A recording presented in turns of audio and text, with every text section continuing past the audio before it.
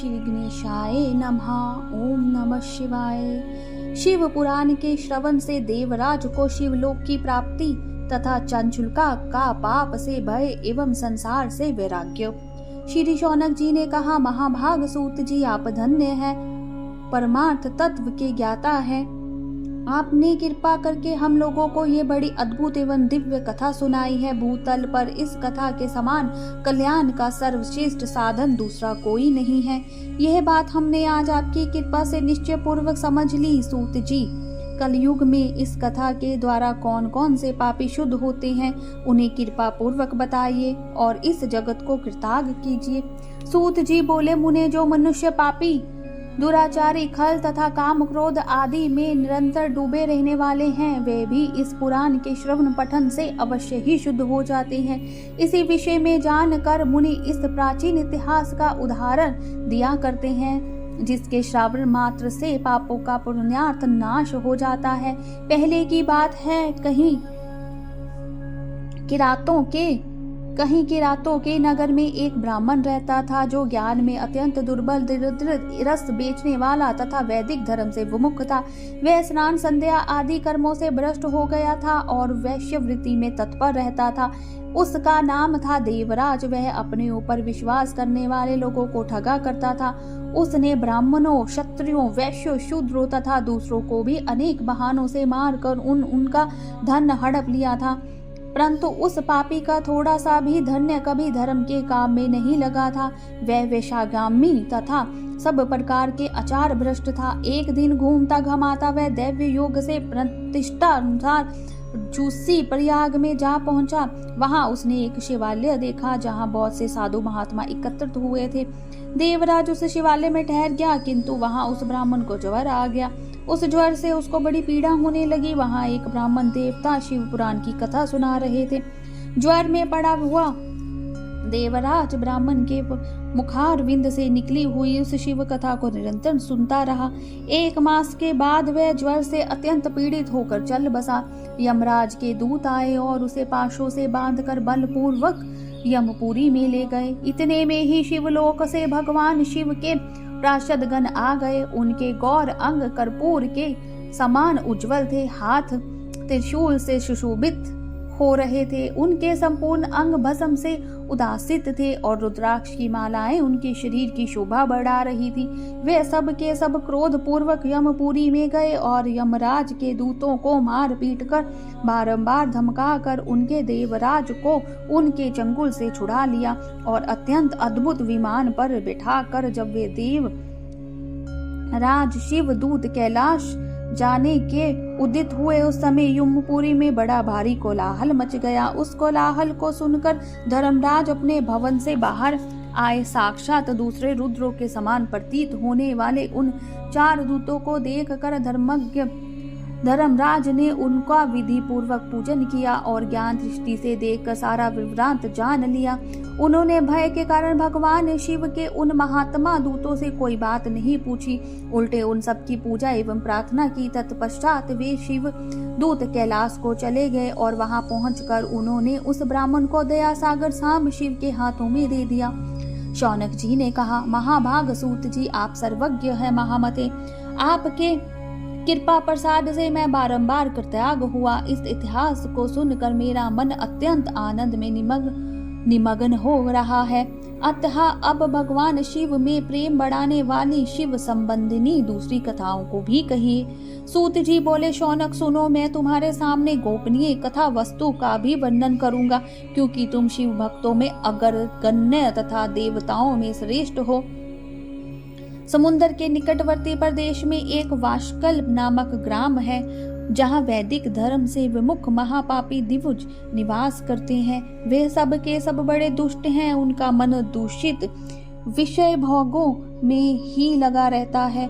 वे ना देवताओं पर विश्वास करते हैं और ना भाग्य पर। वे सभी कुटिल वृत्ति वाले हैं। किसानी करते और भांति भांति के घातक अस्त्र शस्त्र रखते हैं। वे विभाचारी और खल हैं। ज्ञान, वैराग्य तथा सधर्म का सेवन ही मनुष्य के लिए परम पुरुषार्थ है। इस बात को वे बिल्कुल नहीं जानते। वे सभी पशु बुद्धि वाले हैं। जहाँ के दिग्गज ऐसे हों, वहाँ के अन्य वर्ण के विषय में क्या कहा जा सकता है। अन्य वर्णों के लोग भी उन्हीं की भांति कुत्सित विचार रखने वाले सब धर्म विमुख एवं खल हैं। वे सदा कुकर्म में लगे रहते हैं और नित्य विषय भोगों में ही डूबे रहते हैं। वहाँ की सब स्त्रियां भी कुटिल स्वभाव की, स्वेच्छाचारिणी, पाप सक्त, कुशिष्ट विचार वाली और विभनचारिणी हैं। वे सद्व्यवहार तथा सदाचार से स्वर्था शून्य है। इस प्रकार वहाँ दुष्टों का ही निवास है। उस वाशकल नामक ग्राम में किसी समय एक भिदंगु नामधारी ब्राह्मण रहता था। वह बड़ा अधम था, दुर्मात्मा और महापापी था। यद्यपि उसकी स्त्री बड़ी सुंदर थी, तो भी वह कुमार्ग पर ही चलता था। उसकी पत्नी का नाम चंचुला था। वह सदा उत्तम धर्म के पालन में लगी रहती थी, तो भी उसे छोड़कर वह दुष्ट ब्राह्मण वेश्यागामी हो गया था। इस तरह कुकर्म में लगे हुए उस बिकुद के बहुत वर्ष व्यतीत हो गए थे।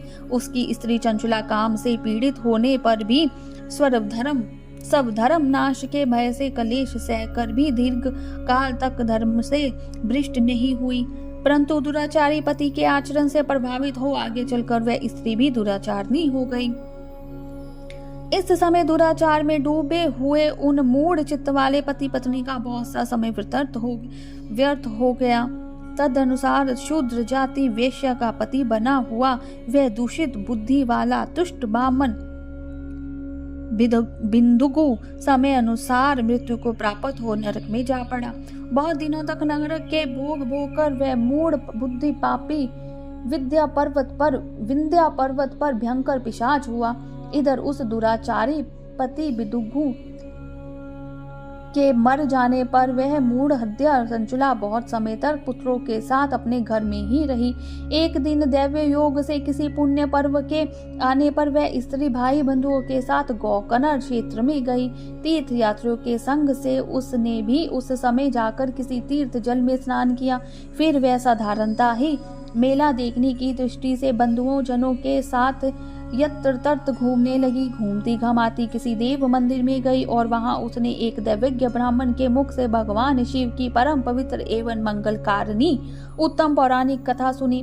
कथावाचक ब्राह्मण कह रहे थे कि जो स्त्रियां पर पुरुष के साथ व्यभिचार करती हैं, वे मरने के बाद जब यमलोक में जाती हैं, तब यमराज के दूत उनकी योनि में तपे हुए लोहे का पृग डालते हैं। पौराणिक ब्राह्मण के मुख से वे यह वैराग्य बढ़ाने वाली कथा सुनकर चंचला भय से व्याकुल हो गई और कांपने लग पड़ी। जब कथा समाप्त हुई और सुनने वाले सब लोग वहां से चले गए, तब वह भयभीत नारी एकांत में शिव पुराण की कथा बाँचने वाले उस ब्राह्मण देवता से बोली। चंचुला ने कहा, ब्राह्मण, मैं अपने धर्म को नहीं जानती थी, इसीलिए मेरे द्वारा बड़ा दुराचार हुआ है। स्वामी, मेरे ऊपर अनुपम कृपा करके आप मेरा उद्धार कीजिए। आज आपके वैराग्य रस से ओतप्रोत मैं प्रवचन को सुनकर मुझे बड़ा भय लग रहा है। मैं कांप उठी हूँ और मुझे इस संसार से वैराग्य हो गया है। मुझ मूढ़ चित्त वाली पापिन को धिक्कार है। मैं स्वतः निंदा के योग्य हूँ, कुत्सित विषयों में फंसी हुई हूँ और अपने धर्म से विमुख हो गई हूँ। हाय, ना जाने किस किस घोर कष्टदायक दुर्गति में मुझे पड़ना पड़ेगा और वहाँ कौन बुद्धिमान पुरुष कुमार्ग में मन लगाने वाली मुझ पापिन को साथ देगा। मृत्यु काल में उन भय कर यमदूतों को मैं कैसे देखूंगी जब वे बलपूर्वक मेरे गले में फंदे डालकर मुझे बांधेंगे।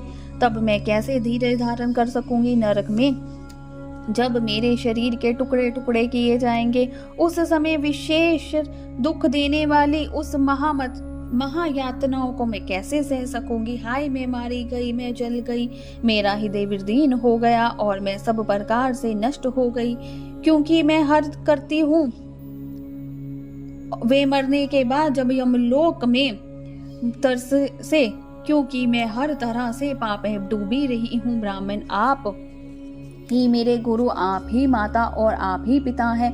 आपकी शरण में आई हूँ, मुझ दीन अबला का आप ही उद्धार कीजिए, उद्धार कीजिए। सूत जी कहते हैं, शौनक इस प्रकार खेद और वैराग्य से युक्त हुई उस चंचुला ब्राह्मण देवता के दोनों चरणों में गिर पड़ी। तब उन बुद्धिमान ब्राह्मण ने कृपा पूर्वक उसे उठाया और इस प्रकार कहा, बोलिए शंकर भगवान की जय, उमापति महादेव की जय।